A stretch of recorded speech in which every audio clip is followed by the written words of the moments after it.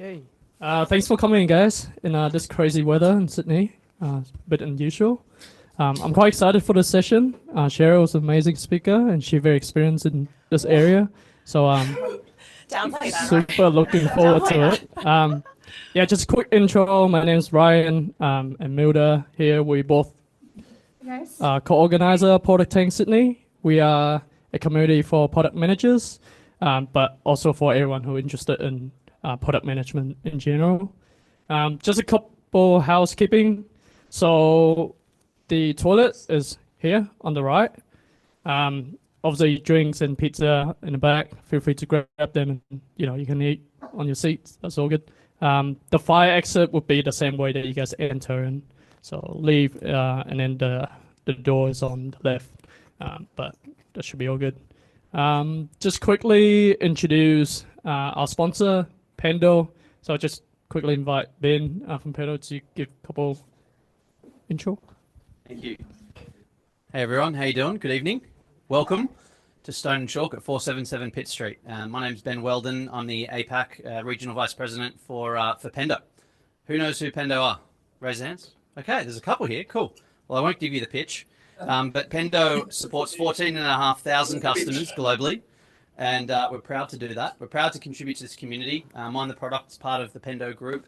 In terms of thought advisory and consultancy, it's really important to us that not just the product tanks are supported, but this community is, both through our certifications and our product platform, that we work together really closely with product communities and teams and product people like yourselves, not just in providing the best-in-class analytics and guidance and all the other things that we do really well. And if you're curious to learn more, we've got a couple of Pendo people up the back. I hope you're enjoying the pizzas and the drinks. They're just from up the road. Hard to get pizza in Haymarket, would you believe? That was an interesting exercise. But really honoured to have you all here. Thank you for coming and spending time in this space. Of course, Stone and Chalk is also a big supporter of startups. We have a Pendo for Startups capability as well. So if you're interested and curious to learn more about that, we'd love to talk to you about it. So thanks so much, everyone, and enjoy your evening. Thanks, Ben, and thanks, Pendo, for sponsoring this event. So a couple agenda. Cheryl will start a speech soon, and we will do Q&A throughout. Obviously, some of us will be staying after the talk, so feel free to connect after too. Cool. Hi, guys. Thank you so much for coming. Oh, thank you. Thank you so much for coming. I know it's been a really cold Thursday, so I really appreciate everyone here. I got to chat to a few of you as well, and I will be staying back after, so please come and say hello.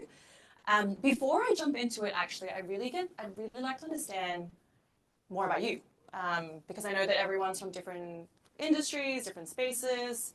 Somehow everyone's already knowing, is this a Slido slide? It is! Oh my gosh! So, okay, I'll just put it up. That's why. I was like, how'd you guys know it's a Slido slide? We had a test, so there's some engineers here. If you can, please scan the QR code and just drop your, just put the code in. Just like to get a sense of who is in the room.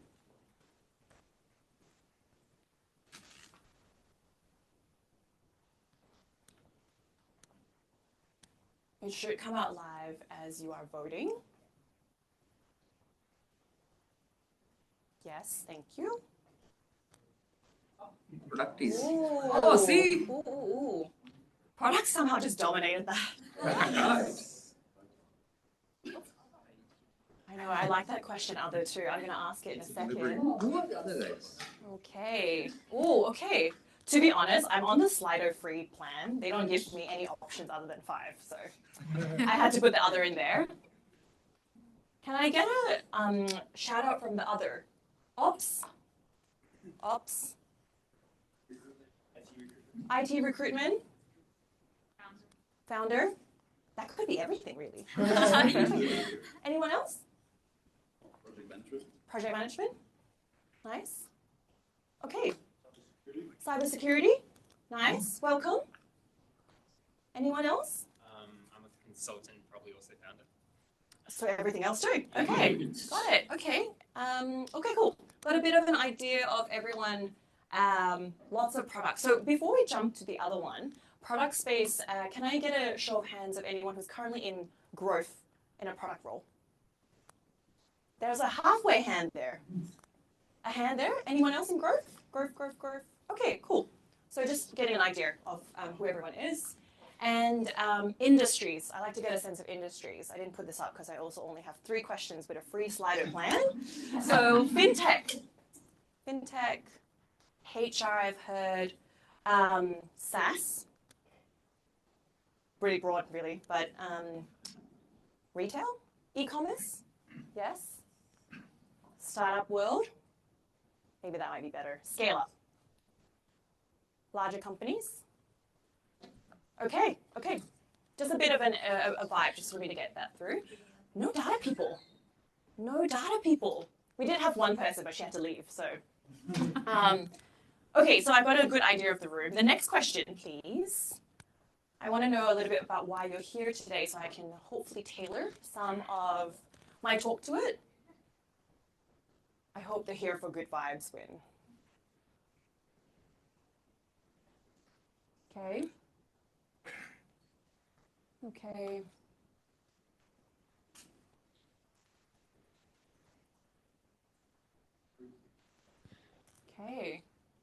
Here for good vibes. Going strong.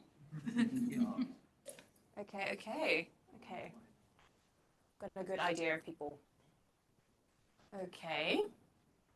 Yeah, okay. Everyone's curious about the topic. Seeking new opportunities. Well, here for good vibe is in 3rd place. Okay, that's fine. Next question is a little bit more off topic, but it's Thursday, guys. I like to make sure that you celebrate you because it's a long week. August is long. If you're open to it, share a win from this week, something that you're proud of. Doesn't need to be work, something that you built, something fun. The first person that comes up with it has a prize. I definitely need to give a prize to that. Who said that? Okay, well, there you go. Have a play into this. I brought prizes for people who answer questions. I don't have a ton of them, but I'll tell you where the presents are from. So I'm really sorry to hear about that. Oh my gosh. Okay, I've seen Cheryl 3 times this week. I don't know who that is. Met Elon Musk? Who's that? Okay, just joking. I was like, seriously? Whoa. Won hockey, moved to a new flat, 5K PB, love. Posting 5 days this week. 5 more votes for my vision. New machines? What does new machines mean? Oh, like, new machines, I get it. Okay. Okay, cool. Well, very exciting, very exciting. There's more wins, I love it. Thank you so much for sharing some of your wins. I like to just end that off usually at the end of the week just to celebrate you, so. Amazing wins, guys. We'll get started into the slides. Thank you, Milda. I like to always introduce who I am as Cheryl before I jump into boring work stuff. But I was born and raised in Malaysia, and I moved to Australia when I was 16 on my own. Been about, more than 10, 15 years since I've been in Australia. Originally from Adelaide, then moved to Sydney. And those who know me really well, I'm a huge adventurer at heart. I really, really follow a lot of curiosity to live life. I love operating as a connector. So this is evident from people that you will know me, meet them. I love connecting people and helping in any ways that I can. And one of the things that brings me a lot of joy is this year I've started community building. So I run a lot of community events for zero work networking. You've heard that right. Zero work networking. It does exist. I'll tell you more about it later.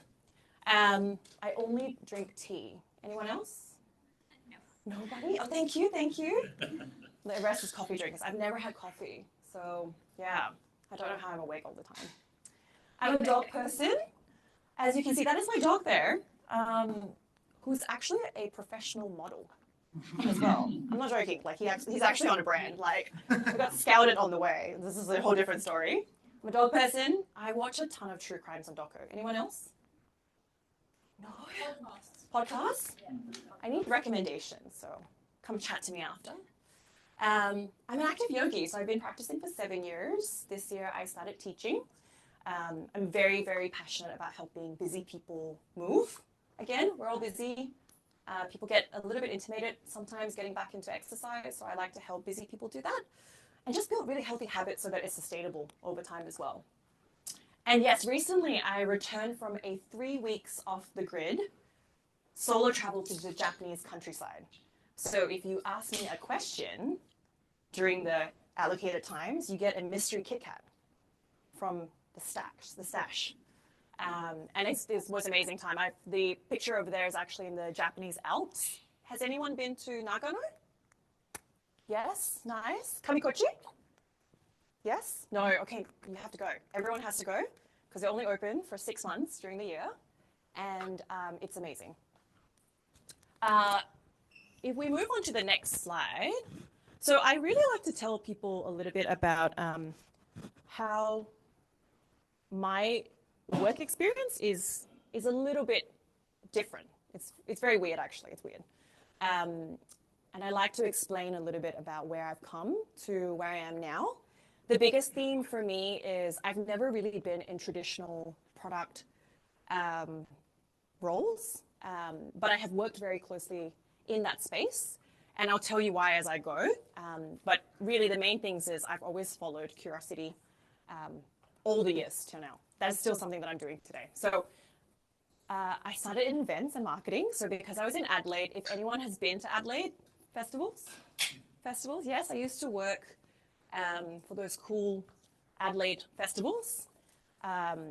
Events is a pretty intense job, 17 to 18-hour days on just standing, really. But it was really, really fun. I got to really experience a lot of different events. Started to really get into like marketing, which, I think most people may have started their careers in marketing in some way or form. But I moved on to a company called the Australian Institute of Business, which now I feel would be like EduTech. But if you look them up, they've been around for a really long time because they're an education company, online MBA. They essentially sell online MBAs. And when I joined, they actually help make online MBAs accessible globally. If you know how MBAs are, it's usually in-person, physical, long hours, long programs. They were able to actually produce a MBA program that was within 12 months of completion, and you can do it anywhere, anytime. It was my first time where I worked with a family-run business and 2 founders directly who were brothers. A lot of trauma there, to be honest, a lot of trauma. I won't lie. It was probably one of the most interesting experiences that I've had, but one of the best businesses I've ever worked in, and they've just recently been acquired by a major European company. So massive, massive like win for them. Then I've moved on again because I was curious. When I moved to Sydney, I was really curious about the agency space. Anyone from agency actually have worked in agency? Okay, nice. So I was really curious about it. I worked for a company called Orchard Marketing in Sydney, and they manage essentially websites and mobile applications where it wasn't just management, but it was also building as well. So working with like a pool of developers, designers, the whole team to really manage consumer and healthcare clients. And honestly, I don't know about everyone else, but for those who work in agency, it's my favorite career highlight. Socially, it was one of the best. But everyone was like in deep trenches of how tough it was because clients were really tough. But it was like one of my favorite career highlights.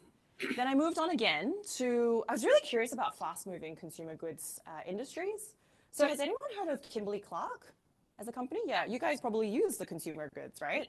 Does anyone shop online? Groceries? Yeah, okay. Do you buy paper goods online? No, okay, that's fine. But when I joined, I was actually the first go-to-market hire to actually make it easier for customers to assess all their products. So if you know in Coles and Woolies, there's things like Kleenex, Viva. If you're a parent, Huggies, all of those, about 400 to 500 SKUs of those, they were actually moved into, when I joined, they wanted to actually sell them on Amazon, Coles, and Woolies online. So if you buy those now, that was a project that I worked on, very fun. I also got to work on a really fun Alexa project as well, who once again, of your parents, there was a time where you could actually order nappies from your Alexa device. Parents are looking shocked. I don't know if the app still exists, to be honest, but it was something that we wanted to make it really easy for parents to do that on the fly. But it was not a place that I really enjoyed working. If anyone tells you FMCG is fun, I don't know. But you know, once again, I got to experience it. And then if I move on to the next one, I landed in the world of audiobooks. So anyone Audible? Anyone's an Audible member? Yes, amazing. So I worked for Audible post-Amazon acquisition. So I essentially joined the Amazon ecosystem. My job really was to keep customers happy, really. So it's a really expensive app, and my job was to actually get them to retain and stay. So mainly my area was just servicing the paid customers. But then over time, at that time when I joined, they were actually wanting to launch Audible into high commute markets like Japan and India. Very interesting space. So I was working on getting more customers into Audible from a product-led growth perspective, which I'll talk through a little bit more. But yeah, actually, does anyone work for Amazon? Okay, I'm not going to say anything bad. It's really the hands down the most efficient place I've ever worked in. I think maybe people might tell you something different, but during my time there, it was honestly one of the most efficient place I've ever worked at. Because then I moved to Adobe. So I moved to Adobe, and show of hands, anyone using Adobe products? Okay, Acrobat? Yes? Anyone using Canva? Yeah, I thought so. So I worked mainly, when I joined Adobe, my portfolio was actually within the productivity space. So it was only within Adobe Acrobat. And my role was really to grow the business all across Asia Pacific, 15 different countries from a self-serve perspective. So think of you as someone who's signing up for a free trial. My job was to keep getting you to sign up for free trials and converting you into a paid customer. My remit grew from there. I actually moved on across into the Adobe stock space, and then moved into Creative Cloud as well. Photoshop users, InDesign, all of those suites. But my role was really different in that space. I was playing a go-to-market sales role where I was essentially managing the entire business portfolio for Acrobat for Asia Pacific and also Creative Cloud. But then I moved into product-led growth at Adobe as well. So I'll tell you a little bit more about that when we get there. But yeah, really the main thing is I've always just tried to chase the most interesting challenge to solve for. And I feel like with a lot of product people here, I hope that's something that you might consider as well. Titles can mean very different things in companies, depending on scale, size, industries and scales. Sometimes I don't even know what it means, right? But I feel like when you chase the most interesting challenge, you get to build a really different portfolio. And for me, that's actually something that I've been very lucky to do. And after working full-time for nearly 10 years, last year I decided to quit Adobe and come out on my own. So I am now a fractional, which is basically part-time. Get a lot of edgy people telling me I don't know what a fractional is. It's part-time, and I just work with multiple clients, and I'm specifically working in the startup and scale-up spaces. So I'll talk more a little bit about that. But part of this curiosity piece is I'm still journeying on to find the most curious growth problems to solve for, because there's a ton that's happening in the space. So if we keep going, okay, so let's break down growth and go-to-market. Now, to give you some context, my growth and go-to-market knowledge or experience is only within the B2C SaaS space, the consumer SaaS space. I have never worked in enterprise, reseller, or field. I have chose actively to avoid that over the last decade. So maybe there might be some things that may not be, I hope it's just something new, or at least something that you can learn from, but I might not answer what the extent of where growth and go-to-market is. Which, by the way, it's a space that I find also very confusing. Anyone else? Yeah, it's confusing, right? There's a lot of changes that's happening in this space. And I think at the moment in Australia specifically, everyone just wants to be in go-to-market or wants a go-to-market role. And even I don't understand what that means, because Traditionally, all of my experience that I shared with you before, I've worked for American-based companies. So the roles in those American-based companies were very much more niche, structured, and a bit more siloed sometimes. But I think what's happening in Australia that I'm noticing is that it's just like a bundle of all of these things that are coming together as a growth role and a go-to-market role, and sometimes both. It's not to say it's wrong, but I just feel like there's a lot of things that's happening in this space. So I might not be able to answer all of your questions, but I'll do my best. This is a real slide. So I actually went on LinkedIn and massively searched all the roles when I just dropped in growth, product, and go-to-market. I don't even know what some of these mean. But you might have you guys seen any of these while you were searching? Yeah, like it's pretty crazy. Like in the years that I've been in go-to-market, this has not been something that I'm used to. So definitely, there's just a lot of changes that's happening at the moment. A lot of companies are looking at things really differently. But I like to think it's really exciting. There's just a lot of opportunities in this space. But I just want to give context, like this is confusing even for me. So if you're feeling it, I completely understand how you feel. But if we keep moving on, one of the things that I just want to very high level explain on go-to-market, at least from a consumer SaaS perspective, is that the best way that you can think about it is just launching and selling the product into the market.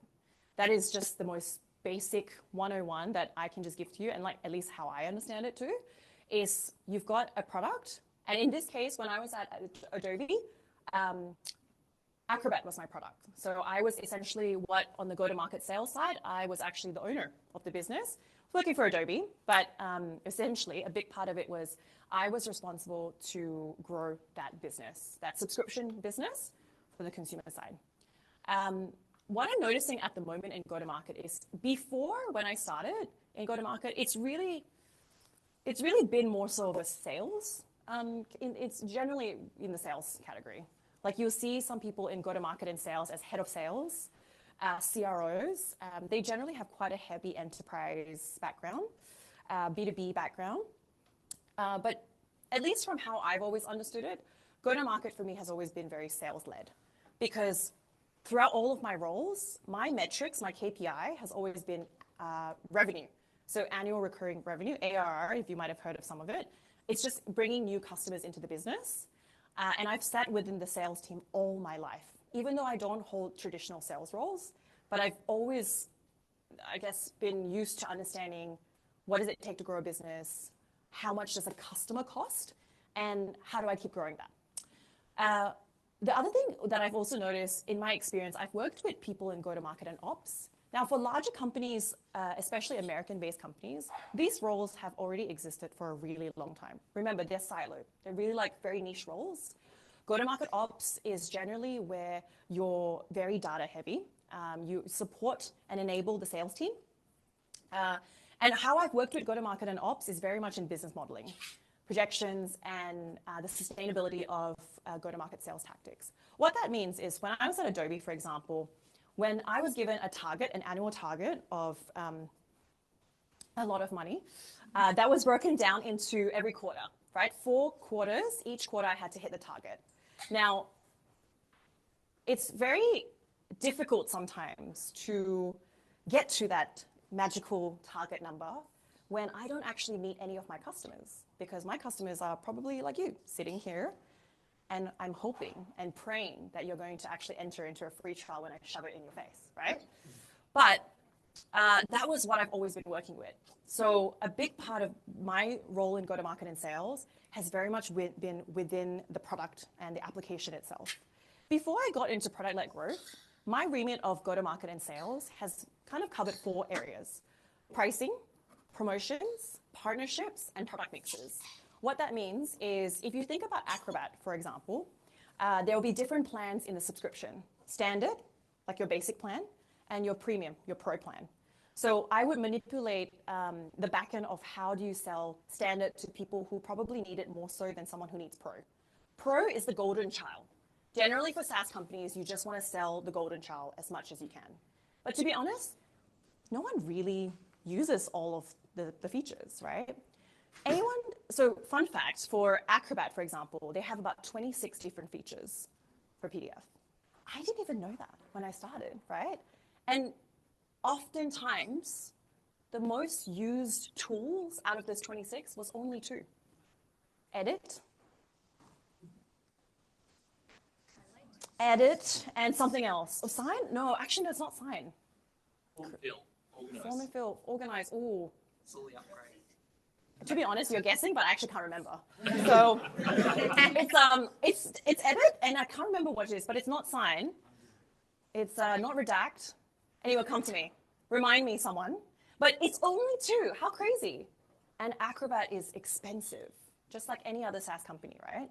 So my job was to understand how do I best sell standard to the people that really need it and still grow that pipeline, but then sell pro to people who really need it at the same time. But then there's other areas in go-to-market and sales. So I manipulate pricing as well. And for example, one of the projects that I worked on at Adobe was something called introductory pricing. What that means is for many SaaS companies that's US based, their base price of SaaS is USD. That is the standard, which makes it so expensive. I was looking after the Asia Pacific region for 10 years. And if you know anything about the Asia Pacific region, it's a very, very complex region. You've got Australia, New Zealand, China, Japan, Korea, India, and Southeast Asia. Within Southeast Asia, there's about 7 to 8 different markets in that as well. All of these markets have a different affordability pricing. They have a different willingness to pay. So my job was really to test how do I actually create introductory pricing at a much lower base price than USD into these markets to actually see if I'm getting some traction in there.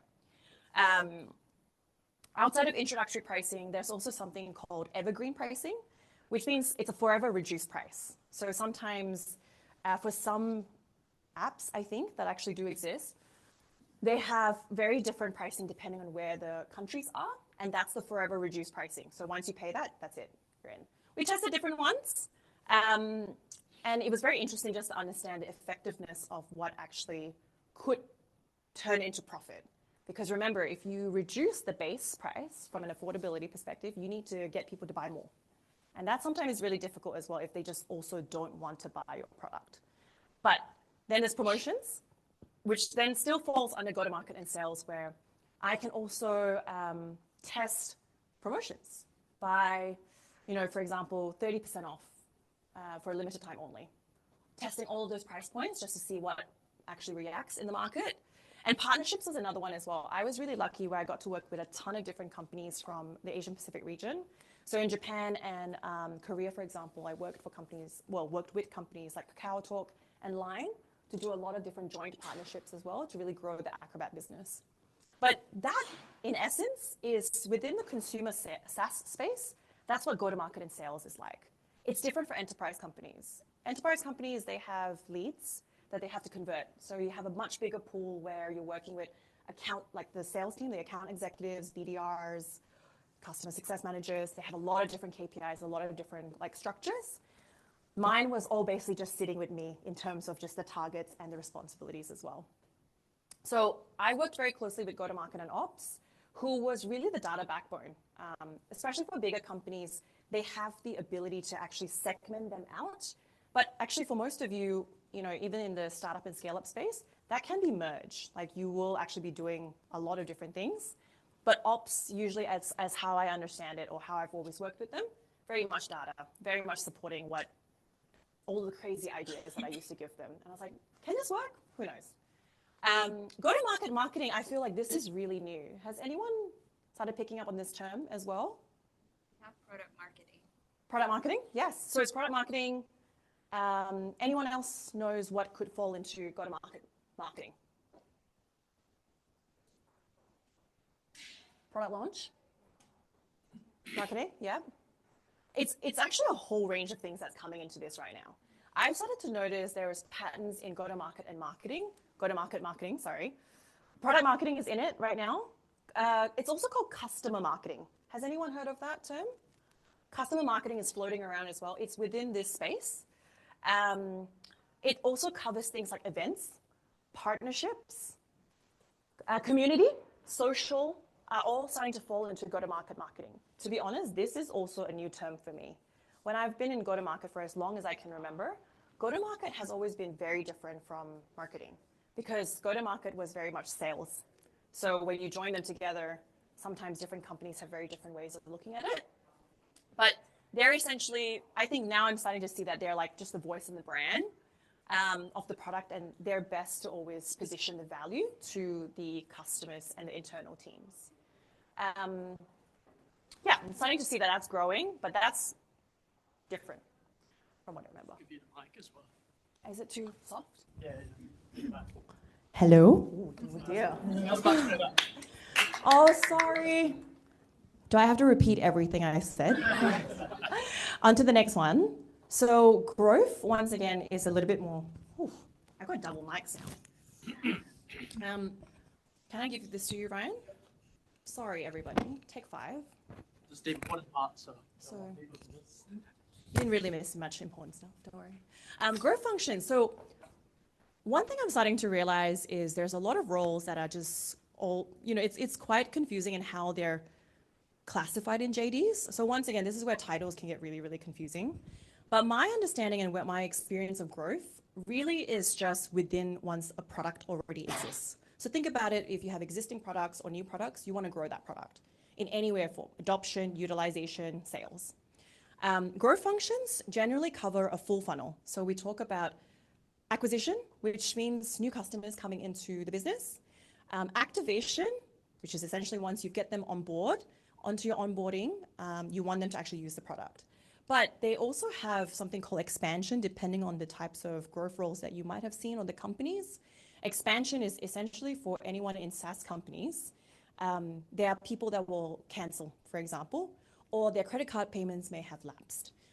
These all fall within expansion, where you actually want to get them reactivated into the product. But within expansion as well, there's also another term called like cross-sell, downsell, upsell, which basically means depending on the tiers of your SaaS product, you either want to get them, once again, if they're in a basic product, you want to try and get them into the premium product. If they're in multiple products, for example, like Adobe, where you have like Photoshop and Acrobat, you want them to actually cross-sell and buy both. And then downsell is, for example, if you know, generally, if people are in the most expensive product, you want them to downsell because you know that the chances of them canceling are really, really high. You don't want to lose them. So ultimately, anything that can stay within the base, you want to keep them. Retention is for paid customers. Essentially, once you have purchased your subscription, Netflix in this example, they will do everything that they can to keep you paying, whether they're throwing different cancellation promotions at you, which I've always tried to just identify to see how much I can break the system. Nothing really works. I'm still a paying customer of Netflix. So, there's, on the right side, there's just a very,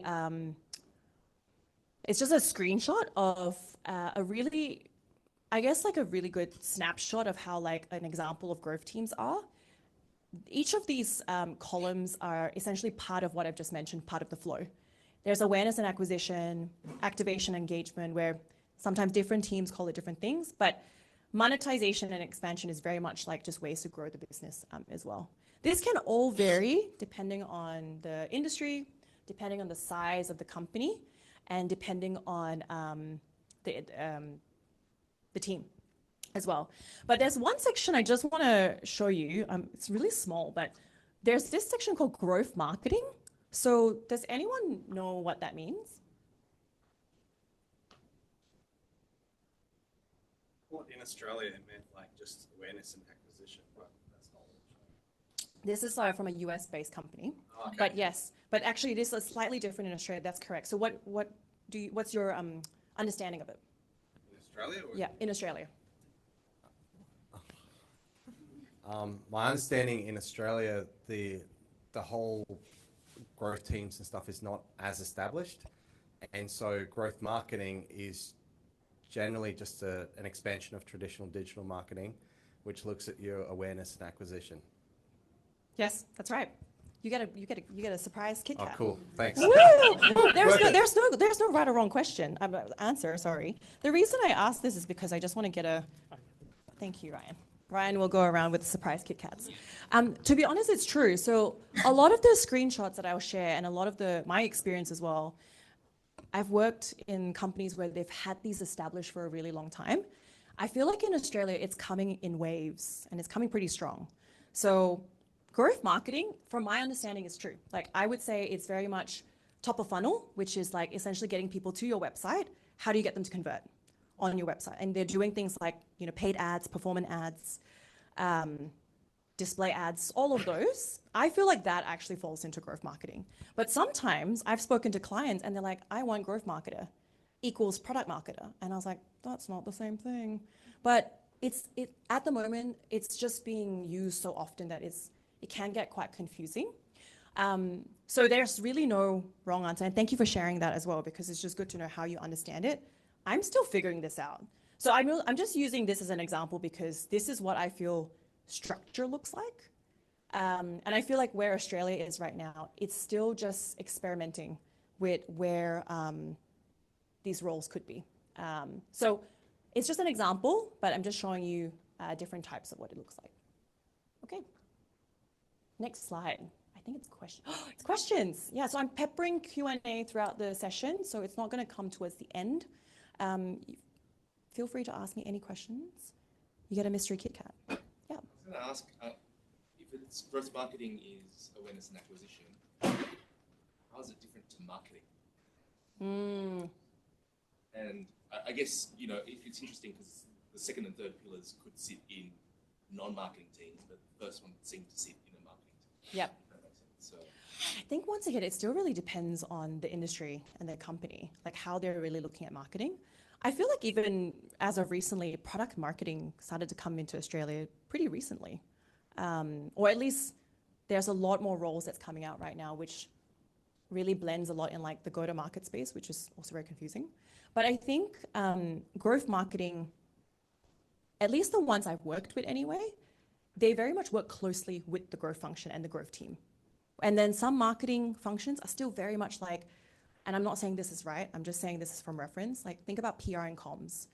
That can sort of be blended into like your overall marketing. I feel like it's still changing, like a lot of the structures and the teams are still changing depending on where it is. But I feel like I've only been working in areas where they've already been pretty established, but now I'm starting to see a lot of like shifts from all of them as well. So I think that will continue to change a little bit, but it really depends. Ryan's behind you, so you can grab a mystery Kit Kat. Any other questions? Yeah. Oh. Go for it. Yep. In that chart, it seems like a lot of it's about marketing, increasing numbers, and I can see how you could prioritize like small changes to tweak user flows and things. But which section would you prioritize, like a big initiative or a big change as a product manager? Have you got an example of something like that? I've got something on product-led growth later, so I might be able to we might just wait till that because that's going to be very specific for like product manager, if that's okay. Yeah, I'll come back to you. Any question? Yes. Mine is also related to product-led growth. So okay, it'll come back. Yeah, I'm just Yeah, no. Do you want to? Oh no, they're going to get the Kit Kat. oh, okay. Ryan, they've got the Kit Kat. Okay, go. I don't want to bring the Kit Kats home, guys, so ask me questions. Okay, any other questions about growth and go-to-market? No. Oh. Yeah, I want to ask, when you work across Asia Pacific countries, you said there are like different markets and maybe different culture. How do you make your plan to strategize? Great from question. the headquarters? Love that question. Thank you for asking that. It really depends on.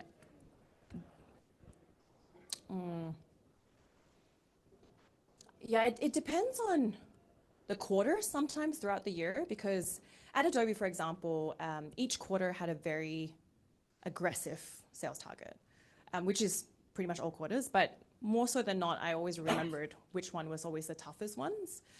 And part of that as well is needing to just hit those targets in any way or form.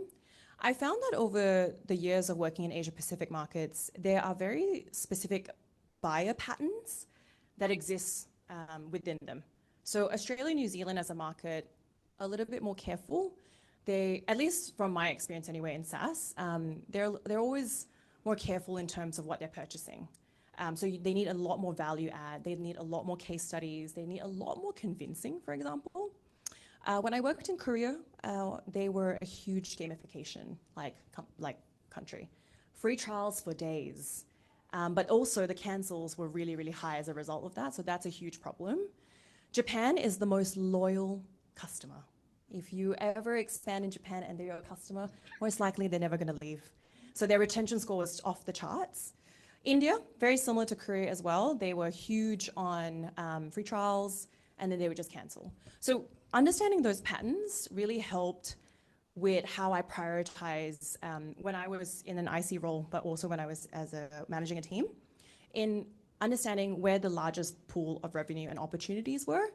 And a lot of the time, to be honest, would be spent on those markets. So for example, Australia and New Zealand would always win in that aspect because the revenue was really high, even though the customers were hard to convert, because it followed like a list of revenue that the top performing markets were the ones that brought in the most like revenue.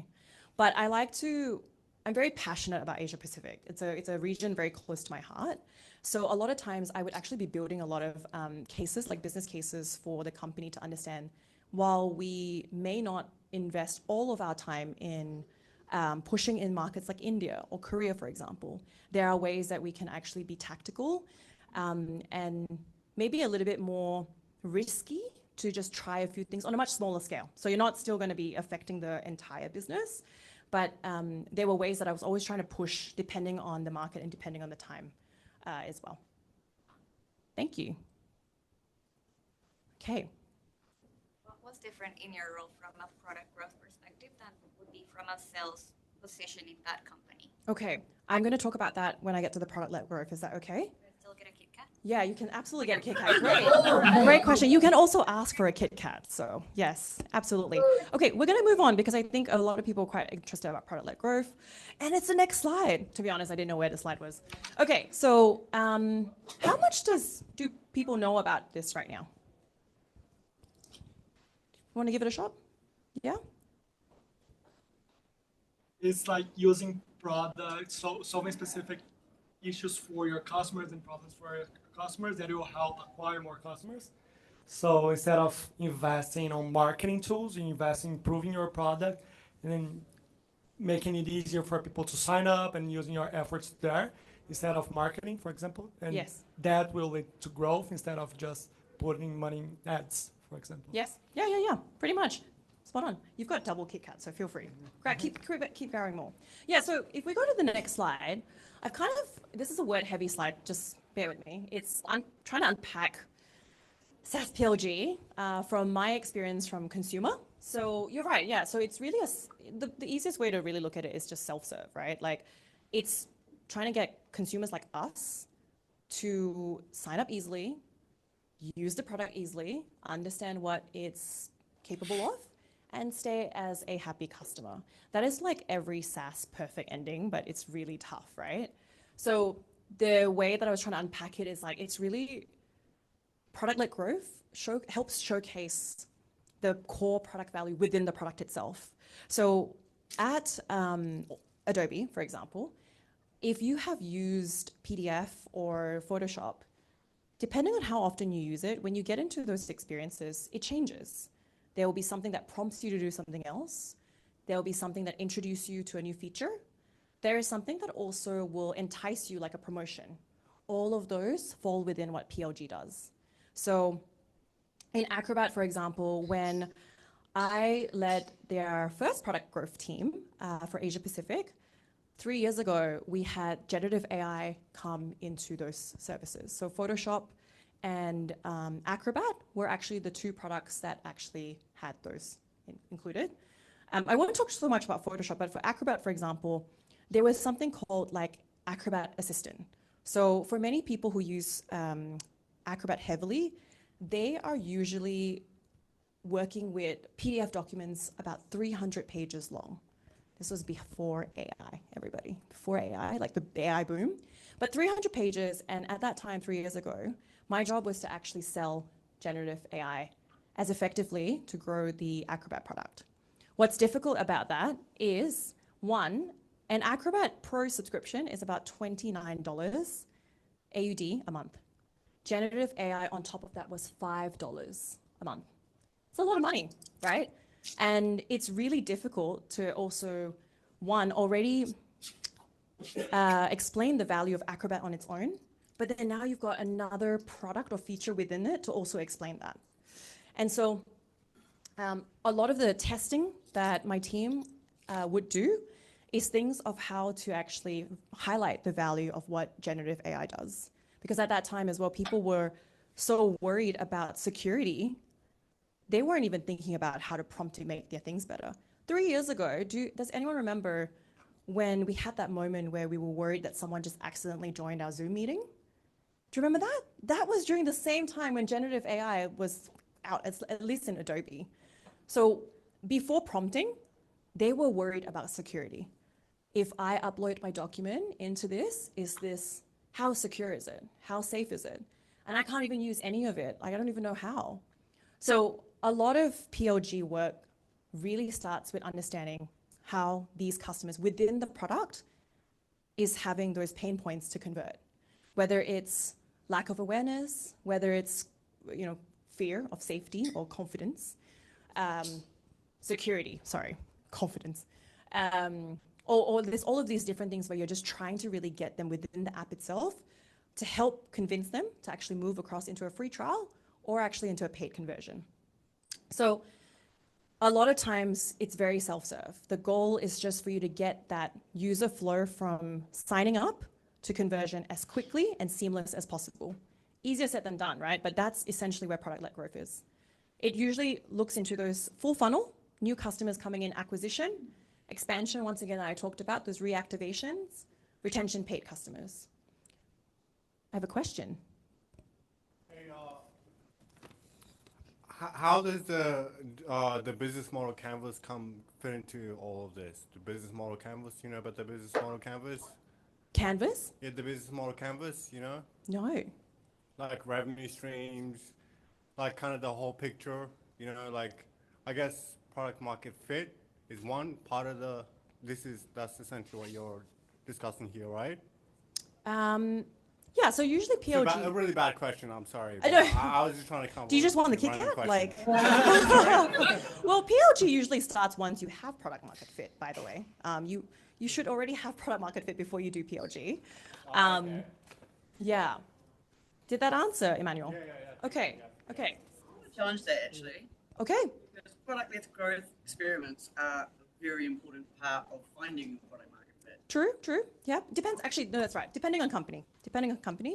But I would at least like to think that you at least know what your product is about.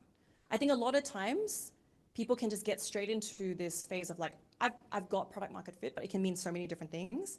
When you scale a lot of experimentations, it gets you quite a lot of data and too much insights for you to also like uncover. If you're not really confident on your product and what the value proposition is internally, I would just steer back a little before you really get scaling into experiments, because you get data very, very quickly. So one of the biggest like debates of growth experimentations at Adobe was the CTA button. So we would test something like subscribe now versus buy now.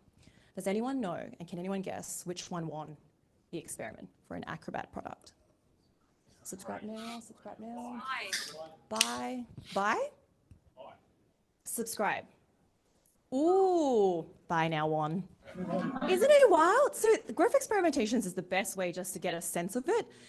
But we're usually running it for, 2 weeks or so, because we had quite a volume of traffic. So we were running these tests for 2 weeks, getting it to like statistical significance of 80%, where we get a gauge of enough data of people trialing it, getting an idea of how much the revenue flow is coming in, and we would just call that a win.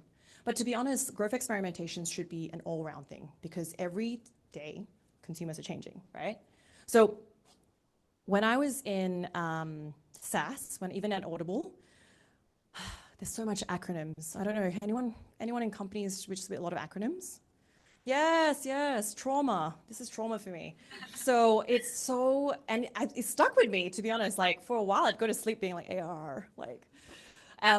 These are just some of them because I couldn't bear to put all of them in there. You can search them up as well. There's a ton of really cool product-led growth, info. The main ones that I put down was like ARR, so annual recurring revenue is essentially total new customers coming into the business, assuming no churn. This is your core indicator of your company's health, really. It's the main ones that, as in PLG, I was put on from like the get-go. So how do you run these tests? How do you then equate them into a paying customer, retaining customer, and how do you actually get them into the business? Monthly active users, MAU, depending. This can be very intense depending on how the companies like to report. At a certain point when I was looking after generative AI for Adobe, I was reporting hourly. And it was very painful because no one would be shopping hourly. But, sometimes it's hourly, weekly, daily, and monthly as well. It just depends. But it's a really good way of understanding like engaged users. What is your core indicator of like how useful is your product to the customer? Net new ARR or net revenue, retention revenue, just depends on the company once again. This is also the core indicator for how sustainable your business is. You want people to retain in the business. So you really want to make sure that they're happy and they're staying and they're using as well. And so these are just some of the very, very key core metrics, but there's a ton. LTV, CAC, whatever, Don't, I'm just starting to like get into that space again. Anyway, the other thing is, once again, this is just an example of a company. Question. Yeah, question. Do growth team have constraint of what sort of strategy and tactics they can use to optimize the funnel? You mentioned about A/B testing the sign up page, right? Or like call to action. But what about pricing? Like usually that's like the easiest strategy, right? You drop the pricing, you get more customers, and you give them discount, you keep them retained. Well, it's really difficult to manipulate pricing all the time, right? It entices customers to game the system because they know that you're going to drop the price. They know that you're going to introduce a promo. So doing more of that as well is actually really dangerous. And the bigger the company, it's actually very difficult to test pricing. You will go through levels and levels of approval because that's also not a very healthy way to bring customers in. You're getting them on a cheap product or cheap price. Eventually, you're going to increase the price. They're going to quit anyway. They're going to cancel, right?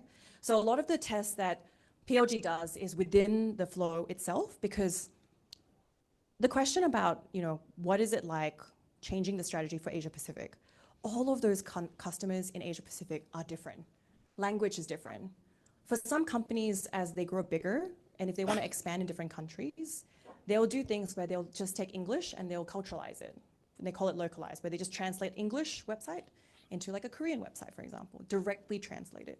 It's so ineffective. Like the cultural nuances, all of these things that sound different, like all of these things are put into like this user experience that you want to build right for each of these customers. So PLG, in my opinion, I feel has a lot of really great opportunities to learn about what's painful to begin with. Why are people not signing up for the trial? Like if it's there, if a 7-day free trial is there, psychologically, you'd be like, yeah, I'm in. But people aren't even wanting to do that, right? Because it's, what am I getting out of it? How do I use it? And I feel like PLG has so much opportunities to optimize this flow to actually get those self-serve people in as quickly as possible and retaining them as well. So it's not a viable option to keep playing with price, but price should be used strategically, depending on how you want to expand into a market, for example. I guess you got a Kit Kat since you hold all the bags. Take your pick. Okay. Any other questions? PLG? Yep. One thing I've never quite understood is how a growth product manager differs to any product manager. Because for me, what I see is that my role as a product manager is to increase acquisition, retention, monetization within my domain for years. When I've seen these job ads for growth product manager, I'm kind of like, isn't every product manager a growth product manager? I don't understand. It's a good question. Good question. I feel when I was working for larger companies, the difference between, the difference with, at least within the growth product managers, they really understood how the business performs. Like they were very much part of the conversations where we would be reporting out on like weekly performance. They would understand how each conversion actually equated into a revenue. I find that it's not to say product managers, I'm not sure of the, you know, of the space, but they're very revenue focused. So a lot of the experiments that they're thinking about isn't just of the customer. They're thinking about what's the best way to introduce a test that will get the biggest bang for buck. And so they're very niche in some ways to just looking into that over and over again. They like, the bigger the company, each growth product manager will look at one specific section of the self-serve flow. One person could just look at the paywall page. One person could just look at once they've signed on and they start using as a free customer, like how do you get them to actually convert into paid? So there's parts of the user flow that they're really, really like focused on. And once again, they just, because revenue actually is their key metric. And I don't know whether it's in your product realm, is revenue your key metric?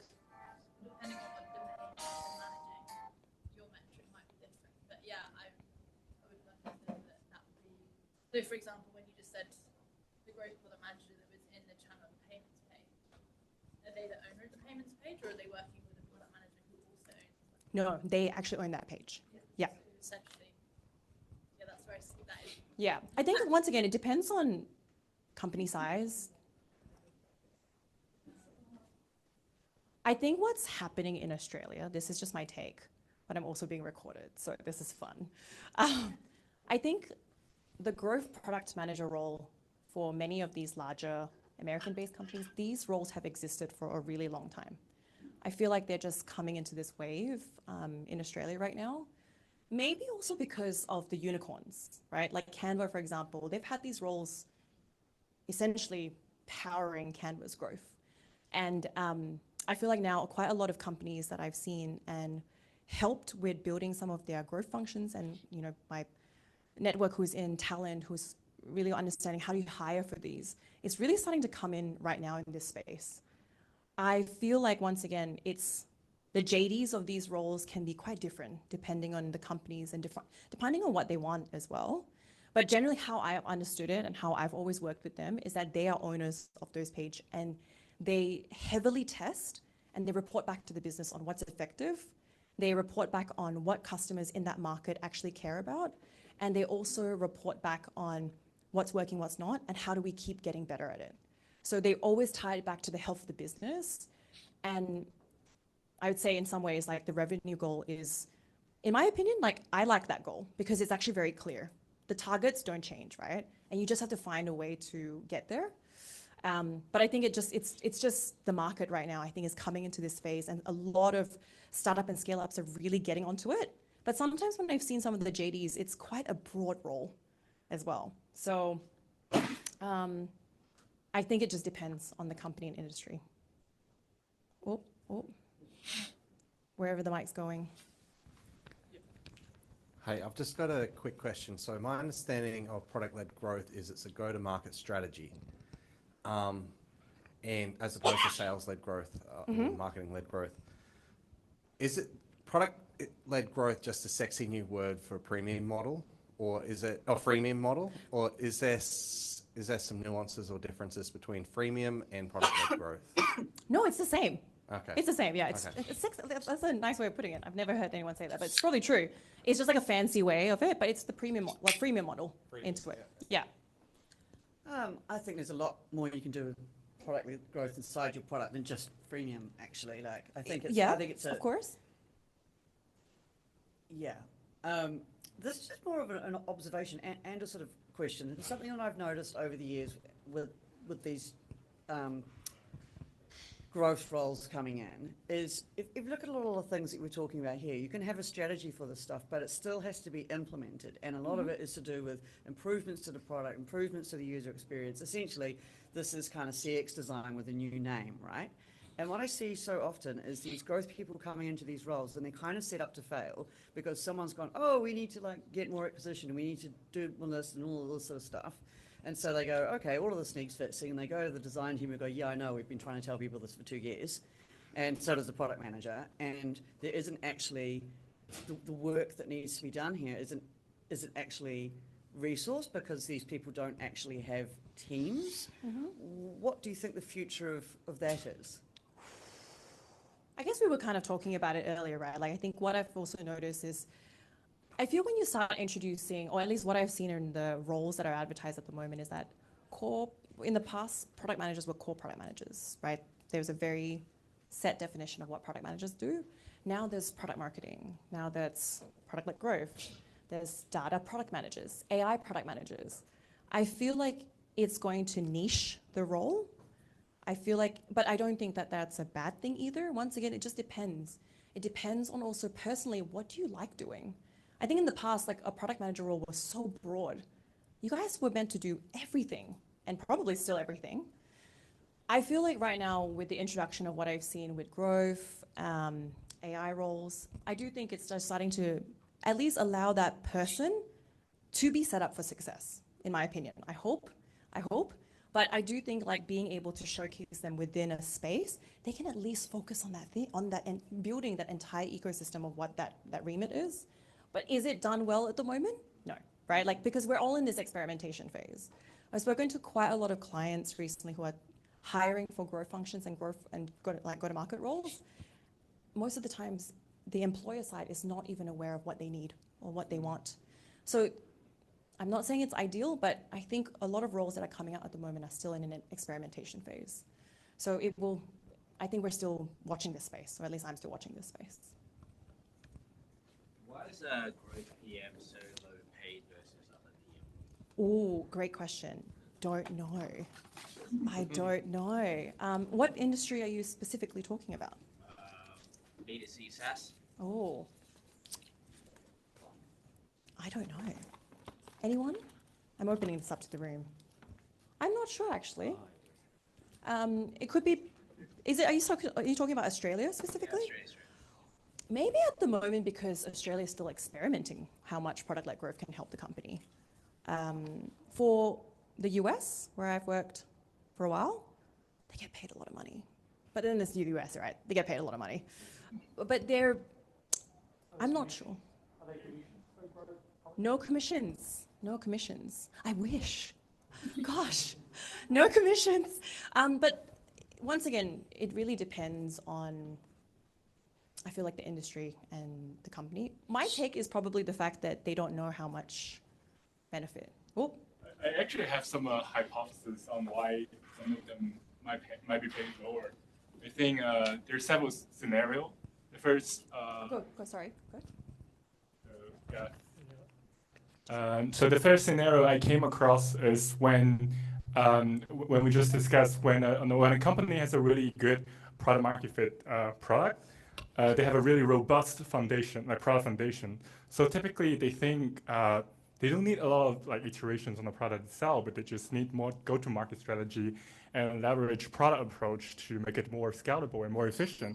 So in that regard, I think they would put more emphasis on paying the fundamental team which build the product instead of paying the new guys that are working on user growth.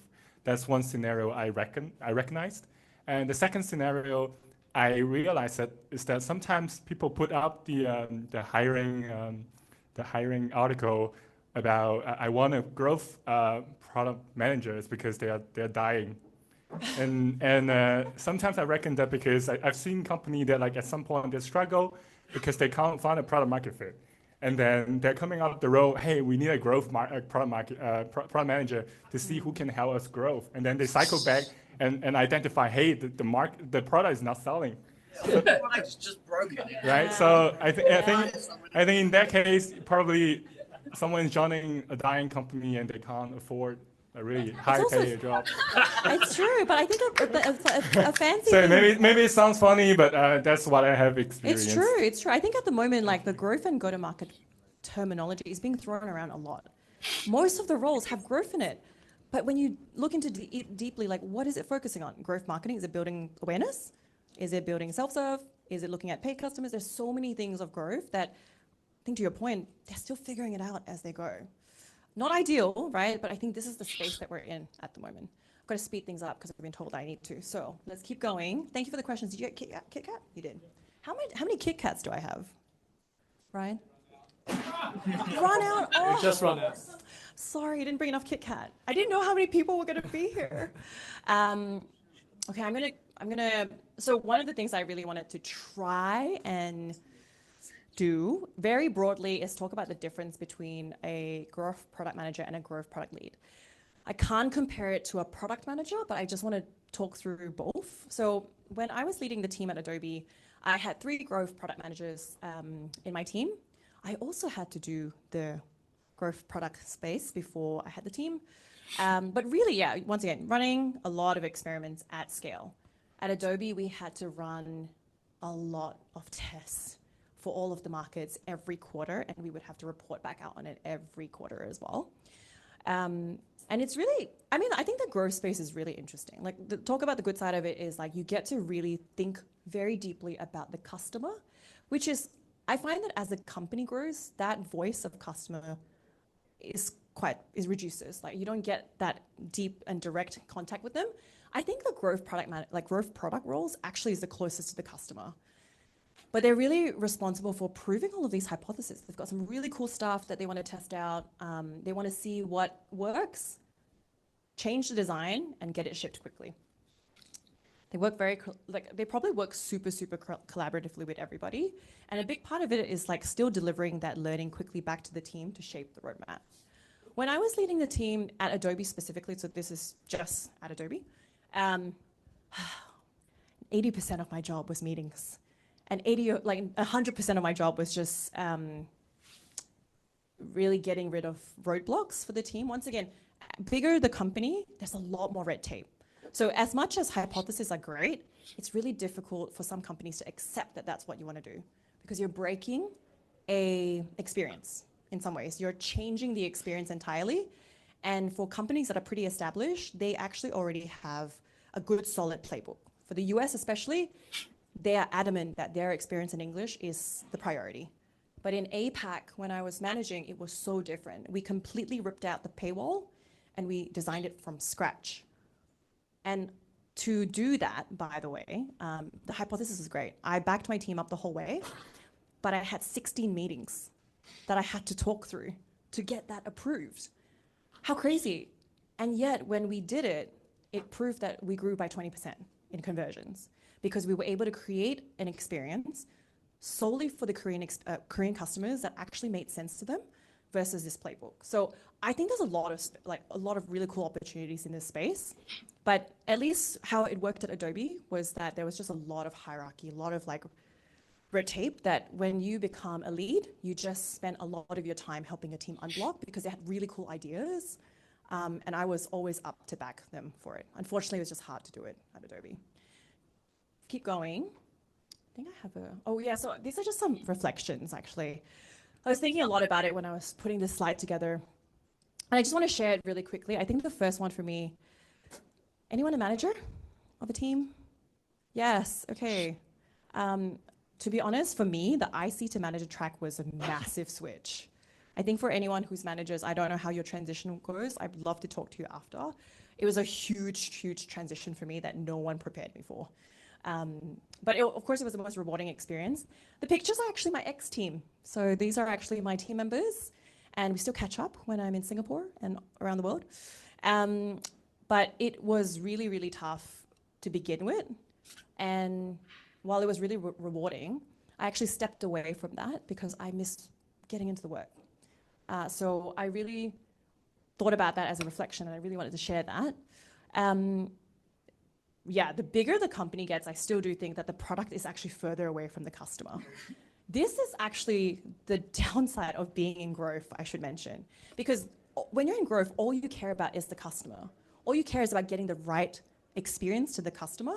And I find that as the team grows, this gets really hard because the business will care more about making money. The growth team will care more about how do we get the customer to use the product as much as possible. I think this is just my take on it from managing a team. At Adobe, once again, I think good growth PMs solve existing problems.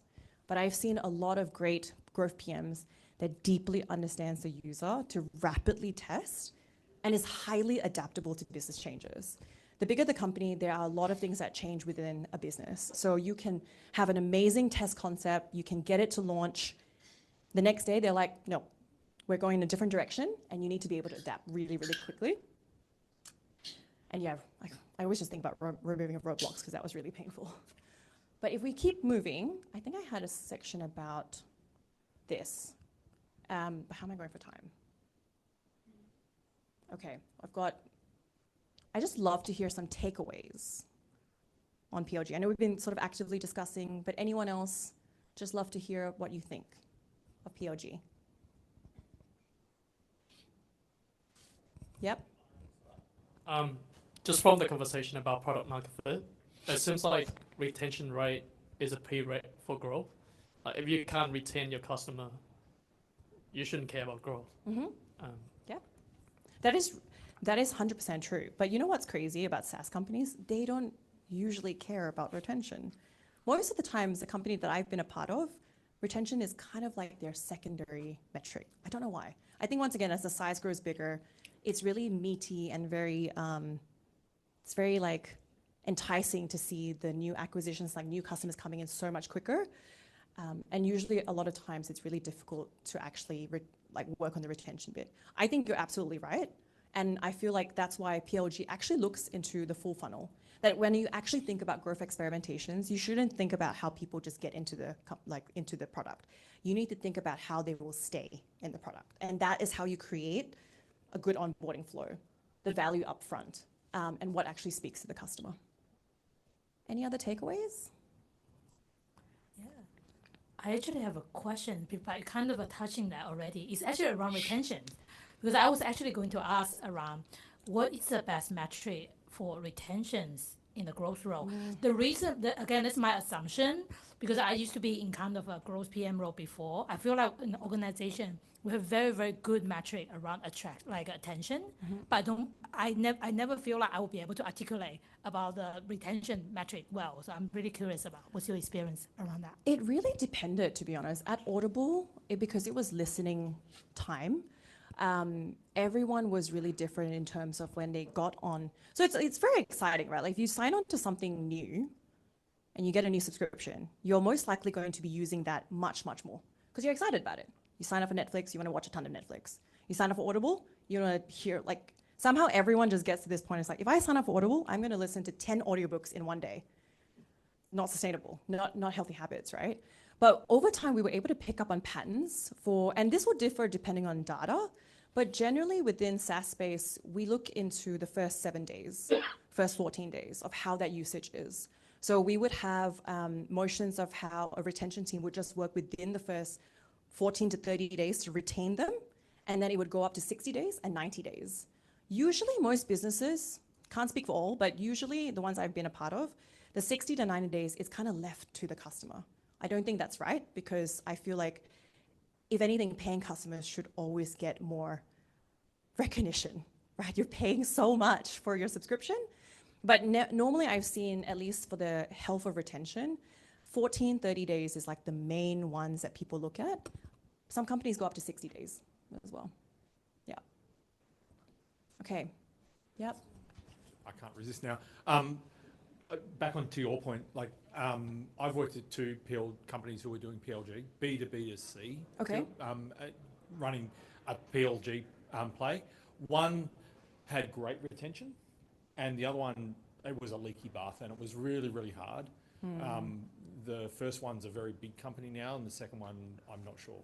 I think it's so much easier if you know what your customers want, and you can and you know who your customers are, and you're delivering for the right customers. Yep. If you're trying to go after someone who you're going to be working to retain, it doesn't work. It's so much better to go the other way. So understand who you're trying to sell to, sell them a great product.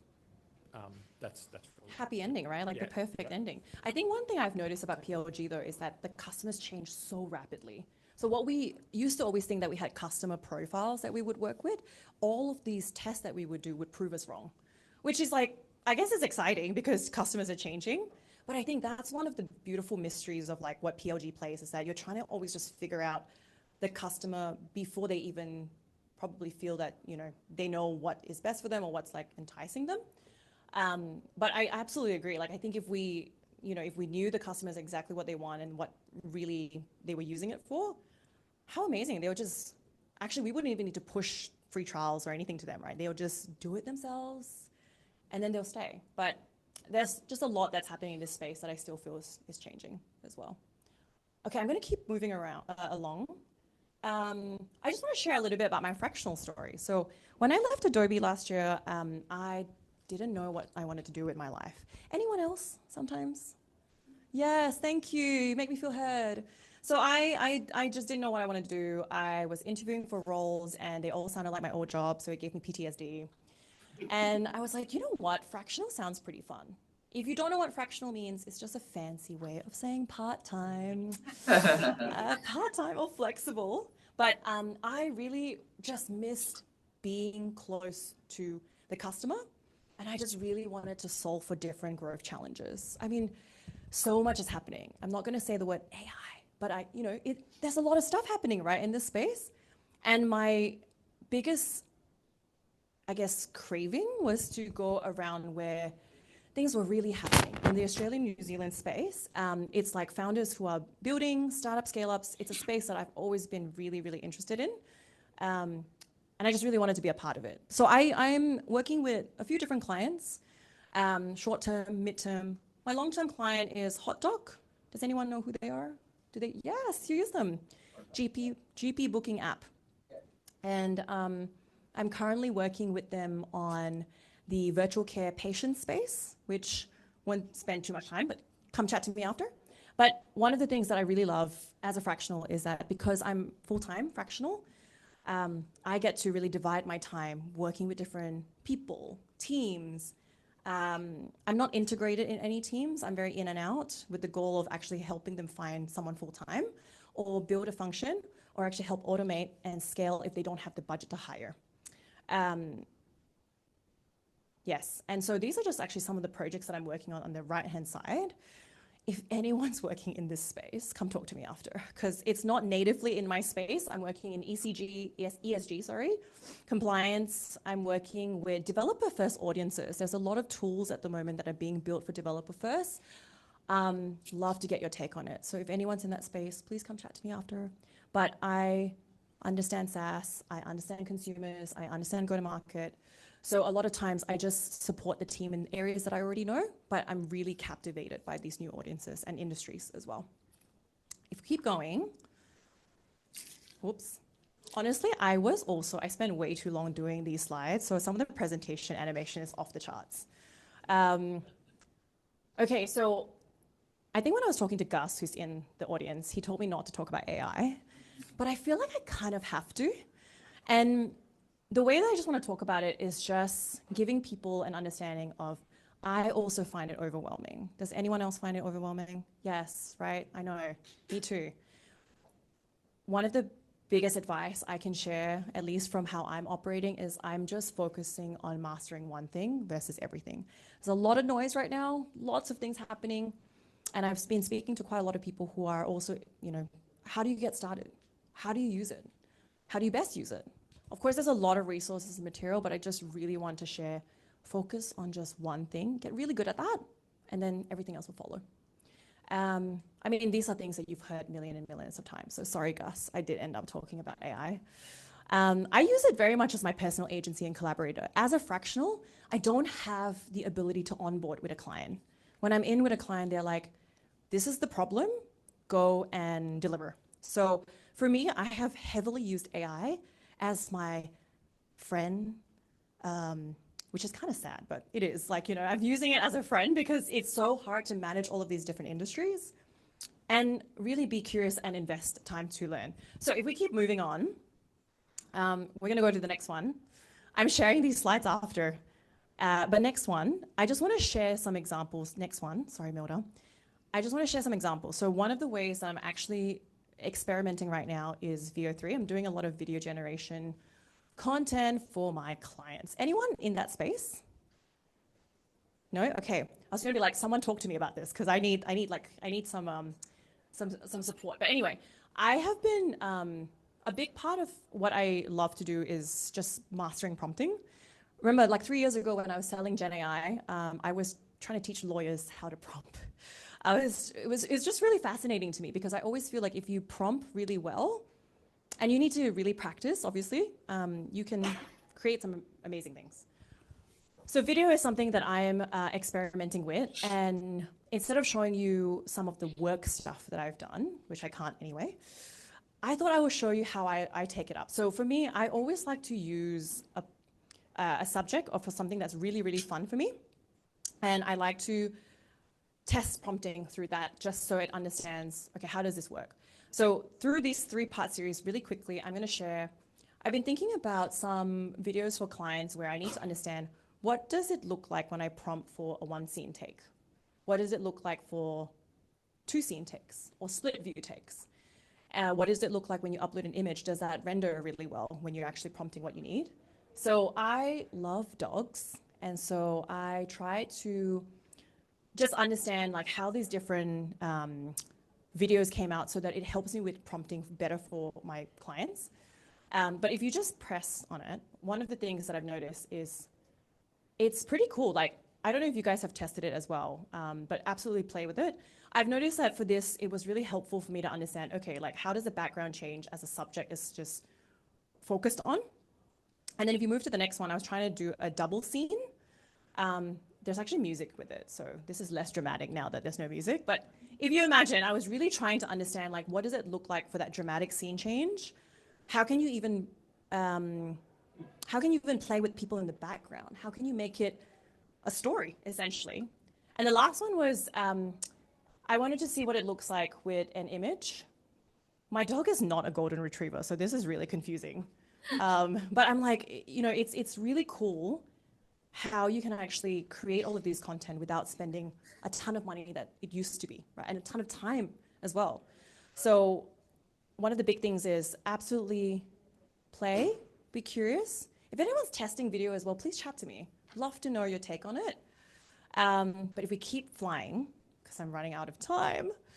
Oh yes, I just wanted to share some tips that I am noticing in the market. So I have helped my clients build, and I'm part of interview panels as well, but I've also helped talent recruiters / networks build for growth go-to-market roles. Some of this you've heard before, but I just want to reiterate them again. Absolutely optimize your LinkedIn, website, resume, closest to your experience. You never know who's looking. There's a lot of sources, by the way, that you can't actually pick them up of who's looking at your profile. They are always looking at LinkedIn profiles. You know this anyway, tailor your resume to every application. A lot of the applications that I screen through, the ones that just really help with the process is just tailored as close as possible to the experience. I'm not saying that you can't do it if you're wanting to explore a different one. It might just take you a little bit of time. I think once again, you've heard of this anyway, like be really proactive and reach out to hiring managers, people in the teams, network, and really use AI to research as well. A lot of the candidates that has come through, they have come with a plan or an exciting problem. And it's kind of been used as a discussion point, which has been really interesting. But once again, when you combine it with your experience, amazing. This one is pretentious. Like this is like contentious, right? I don't actually know how people feel about this, but I have heard a lot from recruiters that being open to work is actually super helpful. It really helps you stand out as they're doing their searches. So absolutely try those. Next one is nailing the interview. So I've been part of interview panels as well. Some of you might have already started to see this happen, but there's a lot of questions now on AI literacy, whether or not it's pertaining to the role that you've hired for, or it's just the curiosity. People are, I would say, as part of the interview panels, I ask that too. There's no wrong answer. It's just to get a gauge of how you're using it at the moment and how you're thinking about it. And I've had some really great candidates give examples up front on how they're using it personally. A lot of times I find that when I'm on the panel, people tell me what they do, It's amazing. There's a lot of things that you do, but they don't tell me why they do it. I find that when you flip that around, it really changes the conversation. Get some really interesting stories as well. Do your research. There's a lot of times people come and they don't really know why they want to join. I feel like being in product, you've got such an amazing opportunity to change the product. Some of the candidates that's come through has really, really had really great stories to tell. And it's okay not to know everything, honestly. Like, that is also a very open conversation to have. And yeah, use AI as your partner, but please be ready to give real life answers. I've been in part of panels where people are typing in the background, totally fine, prompting and saying as it is, but there's no real life examples to back it up. So just use it smartly. If we keep going, we're going to skip through this because I'm running out of time. A bit of a recap, honestly, it's changing every single day. So stay curious, embrace the learner mindset. We're all on this journey together. Be curious, play with AI, not just for work, play it for what you need to, what interests you. Focus on one thing. Don't focus on everything that's happening. I don't think the number 4 is said enough, but be kind to yourself because it's a lot that's going on. We're feeling all sorts. So be absolutely kind to yourself because there's a lot going on and others too. If we keep going, please add me on LinkedIn. This is the end of my slide, I promise. Left side is you can add me on LinkedIn. Right side is if you are keen, I'm actually running an AMA on Fractional in September. And I also host community events as well. The Zero Work Networking event is real. Talk to me about it. I also offer mentoring programs. I've got a couple spots left. I've been mentoring for 4 years for women in tech. So if there's any questions that you have, let me know. Or anything else, just spam me with some questions. Okay, how am I doing for time? What's AMA? Oh, ask me anything. Sorry, that's a great question. Ask me anything about Fractional. Whether you're just thinking about it, you're curious about it, I'm going to be hosting an AMA. Yes, and catch me after, and then we can chat about Q&A. But thank you so much for your time. I hope that was helpful. Thank you.